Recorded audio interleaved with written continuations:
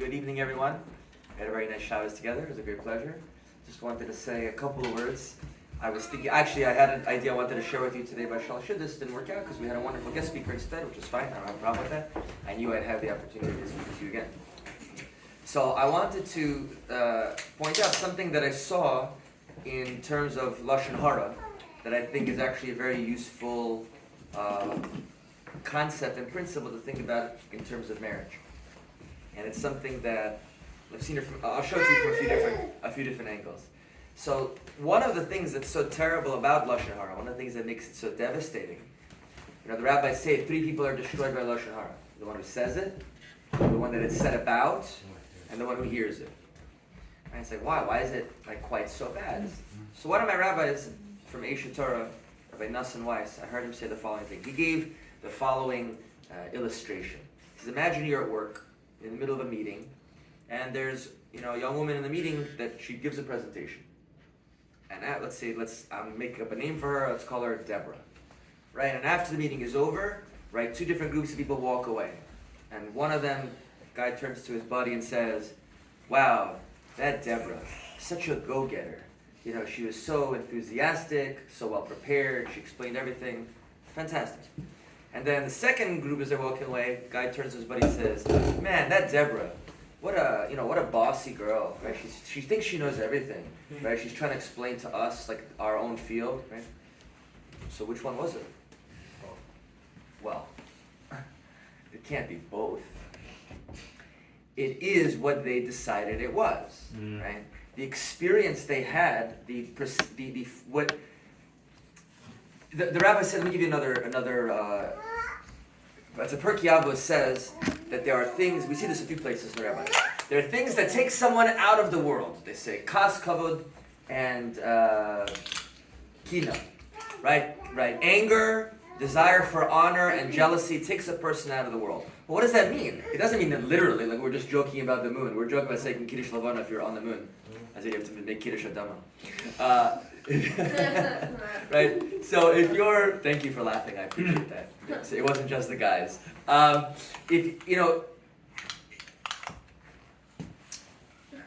You can't, not out of the physical world. It's like, oh, I'm jealous and now I'm on Mars.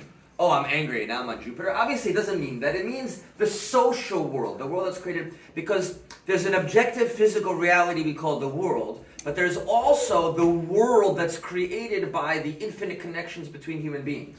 And that's the world we're talking about, called the social world, the connected world, the human world. So whether or not she was a bossy person and, controlling and whatever, or she was well prepared and confident and executed it perfectly, that world is determined by the perception, focus, and ultimately speech. That's why it's Loshin Hara, evil speech, of the people that saw it. So we can take those ideas and apply them very powerfully to marriage as well. And this is something, one of the things that I struggle with, a specific area, one very, very specific area, about perspective, about focus, about how you interpret an event or something somebody said or something somebody did. And it's something, I've been struggling for years to try not to take things as, a personal attack. Now, why would I not want to take it as a personal attack? Well, first of all, if I laid it out on a whiteboard, my relationship with my wife, do I think she's actually personally attacking me? Probably not. You never know, right? But probably not, right? We have a good relationship. We love each other. I know she wants the best for,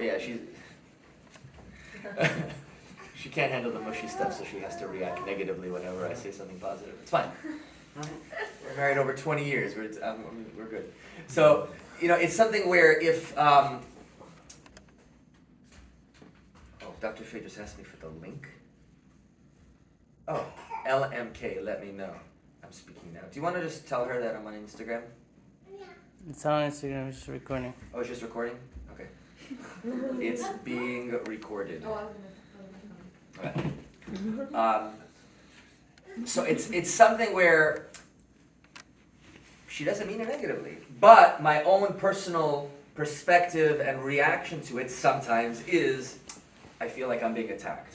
Now, what winds up happening is the universe I've created because of my perspective and because how I reacted to it, is I've created a universe where I'm being attacked. Right? I'm now living in a world where I'm under attack. Right? And that's not good for a relationship.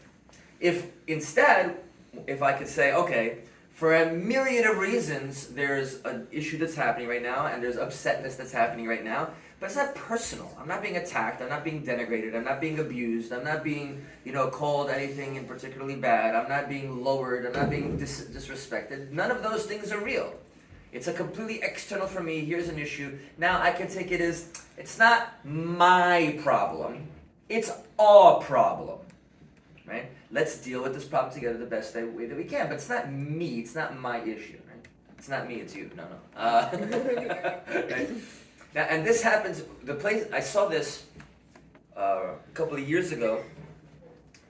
I know Rabbi Rand, Dr. Faye's brother, who's in Israel. He mentioned the Gottman Institute, and I was very excited when he mentioned it because I'm a giant fan of the Gottmans. And in their sound relationship house, which is their kind of theory and structure on how to build the best marriages, one of the concepts is positive perspective, which I've seen somewhere else called positive sentiment override. It's the same thing, it just has different names depending if it's in psychology. So what does it mean? I like positive sentiment override actually even more than positive perspective. When something happens, there's an event. One of my rabbis, Rabbi Yom Tov Glazer in Yeshiva Torah, he says, everything in the universe is parv. Okay? Everything in the universe is parv. You then create what its interpretation is. It's an event, something happens. Now you make it into something positive, negative, or whatever. And so, positive sentiment override, the way that it works is when your spouse says something, does something, acts in some way, there's some situation, you've trained yourself and you've developed the habit that you will automatically interpret it in a positive way. That's what you want to be. You want to be automatically interpreting. Let's say, you come home and your spouse yells at you. Literally, you open the door and they yell at you. How could you possibly interpret that in a positive way? Well, it's not so hard. I know she loves me. I know she means well. I know, so something must be quite challenging and difficult for her happening. And she loves me so much that she trusts me enough to let me know there's a problem. She has a sense of security. She has a sense of safety that's so amazing, right? She's not afraid to speak to me in a way to let me know that there's a problem. How many people do we know, maybe we've met people, that they feel like they're walking on eggshells with their spouse? They feel like they can't say anything or do anything because they're afraid they're going to be getting on the phone with their lawyer 2 seconds later, the moment they say something, right? Or they're going to go into their room and cry. Living with your lawyer. They're not divorce lawyers. You're not a divorce lawyer, right? They're not divorce lawyers. Right? Even worse. Trust me, there are worse things to be living with a lawyer. One of them is probably a rabbi. So anyway. If you have a husband who's a rabbi and a lawyer, good luck. All right. So this idea of positive. Now the opposite, you can see just how powerful and important this is, because the opposite, the negative perspective or negative sentiment override, is that no matter what the other person does, you interpret it badly. Which means I'm reminded of this story where this guy, he had a wife who was horrendous. She was just the worst. She treated him with disrespect. She cooked him only food he hated. Like, she went out of her way to make him miserable. And he went to his rabbi. He said, "Rabbi, my wife is just the worst. What can I do?" And the rabbi said, there's a mystical tradition that if your rabbi is that bad, you don't have to go to Gehenna after you die, because you've already lived there while you're alive. If your wife is that bad. What I said? You said if your rabbi. If your rabbi is that bad? Yeah, you said if your I'm rabbi. sorry, rabbis, who are watching. Maybe it was a Freudian slip. Okay.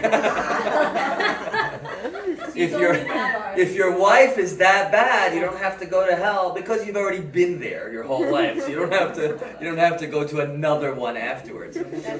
Right? So he came back, and his wife said something to him, and he was just like, "This is great. I don't have to go to Gehenna. Like, I have a Gehenna jail free card, like, it's great." And then after a couple of days of this, she changed. She started being nice to him. She started cooking him the food he liked, and he thought, wow, this is incredible. Is she changing? Is she transforming? And then after a while, he's like, wow, you really have changed. Then she turns to him, she goes, I spoke to your rabbi, and I'll be damned if you don't go to hell because of me.